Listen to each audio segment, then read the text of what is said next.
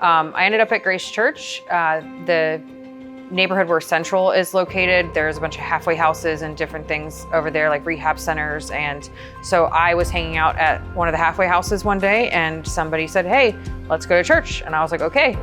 I mean, it was probably the worst example of an invitation to church ever, because it was literally just, "Hey, they've got food at the church up the street. You want to go?" And I was like, all right, cool. And so that was when I went to church at the Central campus for the first time. And I didn't know Jesus. I had no relationship with God at that point. And but I was new in recovery at the time. And so I went there and I liked it. So I went again and I went a few more times. And then at some point I made my way down to the altar and asked Jesus into my heart. And yeah.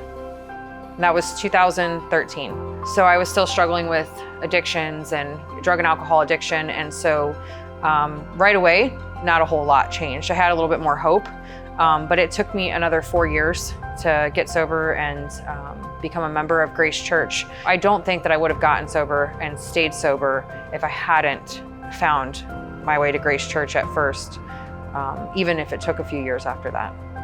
Having, my relationship with God as the foundation for all my relationships has changed everything. Today, I have, a marriage that I'm happy in, and I have relationships with my kids and with people and jobs, plural, where I'm in charge of people and I can have those relationships that are good, loving relationships. And so it really gives me a foundation of what a good relationship looks like and how to live that out in my life. I share my relationship with God to people the same way that I came in, through recovery, is ultimately how it works for me.